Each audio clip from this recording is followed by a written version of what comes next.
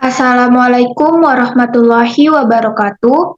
Kami dari kelompok 5 yang beranggotakan Suci Kirani Aprilia Putri dengan NIM 2003020017. Yang kedua ada Roro Wulan dengan NIM 20030021. Yang ketiga ada Wiri Sakniawati dengan NIM 2003020051. Dan yang terakhir adalah Nur Ardillah dengan NIM 2003020053. Baiklah, kami dari kelompok 5 akan melaporkan hasil laporan studi kasus kami mengenai oknum guru honorer di Nagekeo lakukan pelecehan seksual kepada muridnya.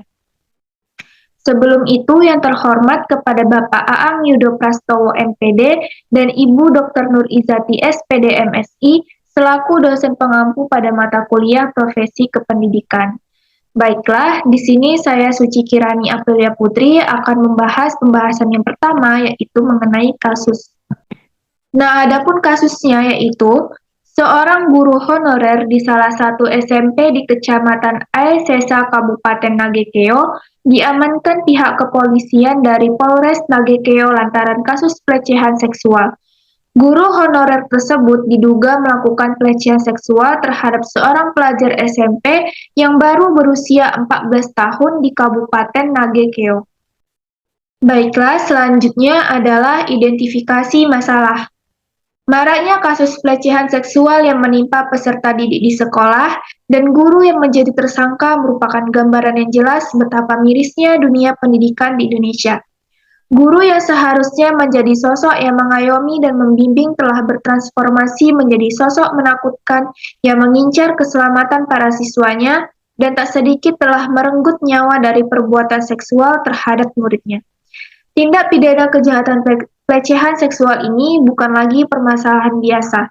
Hal ini telah menjadi permasalahan yang sangat krusial di mana anak adalah harapan bangsa.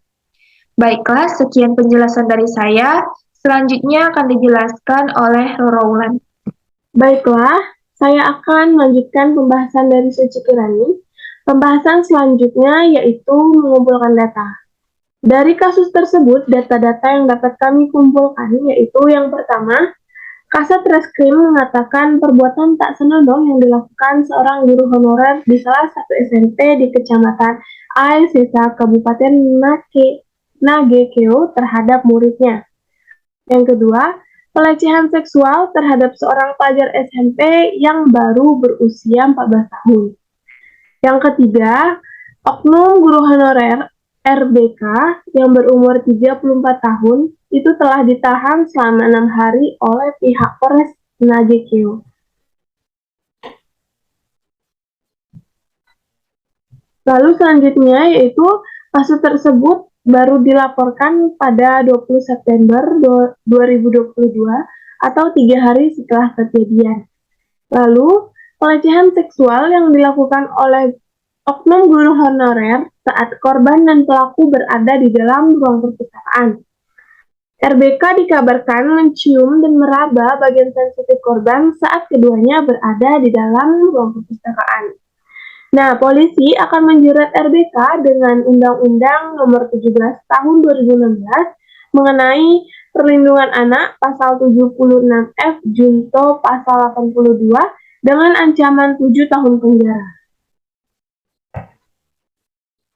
Lalu pembahasan selanjutnya yaitu diagnosa. Diagnosa merupakan upaya untuk menemukan faktor penyebab dari masalah. Ada 7 diagnosa yang dapat kami ambil. Yang pertama itu rendahnya pemahaman mengenai kompetensi kepribadian guru. Nah, kompetensi kepribadian merupakan salah satu kompetensi yang harus dimiliki oleh seorang guru. Kompetensi kepribadian ialah kemampuan seorang guru yang mencerminkan kepribadiannya yang dewasa, arif, dan menjadi teladan yang baik bagi anak didiknya. Artinya, guru harus memiliki kompetensi ini karena gurulah yang menjadi suri tauladan bagi anak didiknya ketika di sekolah. Lalu yang kedua yaitu lemahnya keimanan seorang guru. Seorang guru juga manusia yang tidak lepas dari kecelakaan. Lemahnya iman terjadi ketika seseorang mulai ragu terhadap penciptanya. Niat seorang guru yang utama haruslah berorientasi pada akhirat. Saat tidak ada lagi yang perlu ditakuti, maka dorongan untuk melakukan kejahatan akan dilakukan. Salah satu faktor inilah yang mendorong seorang guru melakukan hal-hal yang seharusnya tidak ia lakukan kepada anak didiknya. Lalu yang ketiga yaitu krisis moralitas guru. Nah, seorang guru merupakan contoh teladan yang baik bagi anak didiknya. Sebagai teladan, guru harus menunjukkan moral, perilaku, dan akhlak yang baik pula. Jika guru melakukan hal-hal buruk, maka akan berakibat pada anak didiknya. Seperti pada kasus ini, dikhawatirkan akan menimbulkan pelecehan-pelecehan yang lain yang ditiru oleh peserta didik akibat dari perilaku dari guru tersebut. Lalu yang keempat yaitu rendahnya pemahaman dan kesadaran guru terhadap kode etik, tanggung jawab, serta kewajibannya sebagai seorang guru. Nah, menurut Undang-Undang nomor 20 tahun 2002 pasal 40 ayat 2 menyatakan salah satu kewajiban guru ialah berkomitmen secara profesional dalam peningkatan mutu pendidikan. Nah, jika seorang guru melakukan hal-hal menyimpang di luar tugasnya, seperti melakukan pelecehan seksual ini, maka ia tidak melakukan peningkatan mutu secara profesional. Maka dapat dikatakan bahwa guru tersebut itu telah melalaikan kewajibannya. Sedangkan kode etik guru itu merupakan norma yang harus dijalankan sebagai pedoman dalam bersikap dan berperilaku dalam pelaksanaan tugasnya. Dari kasus tersebut dapat kita lihat bahwa guru itu tidak memahami dan tidak melaksanakan tugasnya sesuai dengan kode etik, tanggung jawab, serta kewajibannya. Lalu, diagnosa yang terakhir yaitu ketidaktegasan dalam penanganan kasus pelecehan seksual ini. Nah, akibat dari ketidaktegasan pada sekolah maupun penegak hukum akan menimbulkan kasus-kasus pelecehan yang serupa. Orang akan menganggap bahwa kasus seperti ini adalah kasus yang biasa. Padahal kasus seperti ini yang harus ditegakkan secara hukum, karena menyangkut masa depan generasi muda. Banyak dampak yang dapat ditimbulkan dari kasus pelecehan ini. Salah satunya yaitu proses perkembangan dan pertumbuhan anak akan sangat berpengaruh terhadap pembentukan karakternya. Sehingga perlindungan anak terhadap kejahatan seksual merupakan masalah yang harus diperhatikan. Baiklah, itu saja penjelasan dari saya. Penjelasan selanjutnya akan dibahas oleh Wiri Saktiawati. Baiklah, terima kasih kepada Rora Wulan. Selanjutnya, saya Wiri Saktiawati akan menjelaskan analisis data atau prognosa. Nah, analisis data ini dilakukan untuk memperkirakan apakah masalah pada kasus di atas masih mungkin untuk diatasi dengan memperkirakan berbagai alternatif solusi. Nah, proses pengambilan keputusan pada kasus ini melibatkan pihak-pihak yang terkait dengan masalah yang dihadapi oleh guru dan peserta didik untuk bekerja sama membantu menangani kasus-kasus di tangan. Nah, analisis data ini terdapat dua subjek. Yang pertama yaitu adalah guru sebagai pelaku pada kasus kali ini, dan yang kedua adalah peserta didik sebagai korban pada kasus kali ini. Yang pertama, analisis data pada guru. Nah, kemungkinan yang terjadi jika guru tidak segera mendapatkan bantuan, guru akan mendapatkan sanksi moral. Sanksi moralnya berupa celaan, dikucilkan oleh orang sekitar, dan masyarakat. Hal ini dikarenakan guru sudah melanggar kode etik guru. Yang kedua, guru akan mendapatkan sanksi dikeluarkan dari organisasi. Guru yang berorganisasi di suatu organisasi akan dikeluarkan secara paksa. Hal ini dikarenakan guru tersebut sudah melanggar kode etik guru. Selanjutnya, guru akan mendapatkan sanksi teguran, peringatan tertulis, hingga bisa diberhentikan tidak dengan hormat dari jabatan sebagai guru. Karena guru tersebut sudah melanggar sumpah dan janji jabatan. melanggar perjanjian kerja atau kesepakatan kerja bersama, melalaikan kewajiban dalam melaksanakan tugas sebagai pendidik. Selanjutnya, guru akan mendapatkan ancaman pidana 7 tahun penjara karena guru telah melanggar Undang-Undang Nomor 17 Tahun 2016 tentang Perlindungan Pasal 82. Selanjutnya, guru tidak bisa menjadi suri tauladan bagi peserta didik dan masyarakat karena guru tersebut berkepribadian yang tidak baik.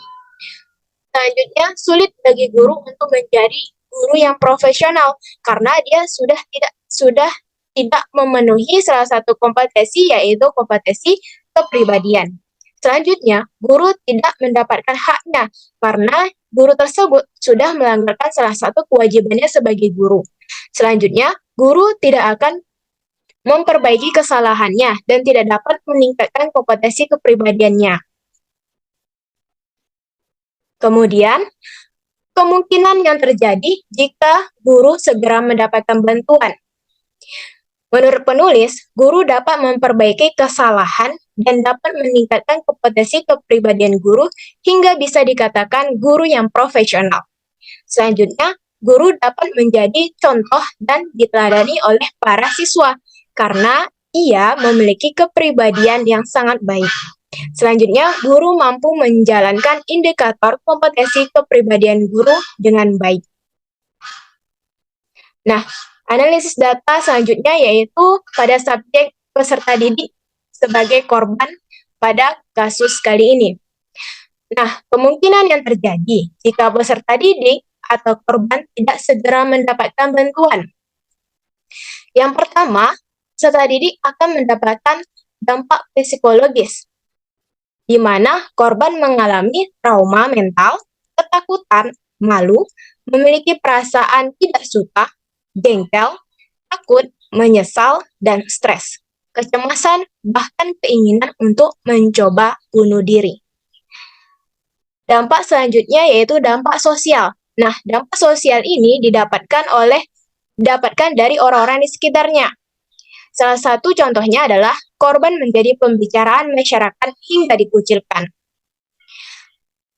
Dampak selanjutnya, motivasi belajar peserta didik menjadi menurun. Kemudian, hasil belajar korban sangat rendah daripada teman-teman yang lainnya. Hasil belajar itu tampak dari akhir yang diperoleh peserta didik atau korban selalu di bawah KKM. Kemudian, korban tidak mempunyai semangat untuk belajar. Selanjutnya, korban akan menghadapi masa depan yang tidak menentu. Selanjutnya, kemungkinan yang akan terjadi jika peserta didik atau korban segera mendapatkan bantuan. Pastinya, korban akan menjadi anak yang rajin dan tidak tertekan serta merasa nyaman telah dilindungi karena tidak ada masalah lagi dalam lingkungan sekolahnya. Kemudian, korban memiliki semangat untuk belajar kembali karena ia tidak merasa takut lagi. Selanjutnya, dapat meningkatkan motivasi belajar peserta didik hingga hasil belajar menjadi lebih baik lagi.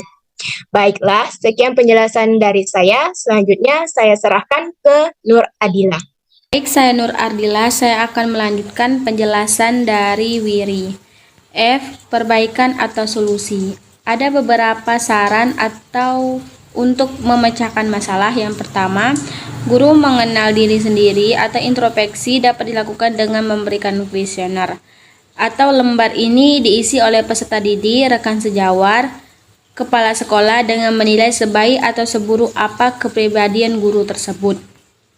Yang kedua, adanya pelatihan atau training kepribadian yang diselenggarakan oleh pihak sekolah untuk membekali guru terkait dengan kompetensi kepribadian yang harus dimiliki oleh guru menjadi suri tauladan bagi siswa.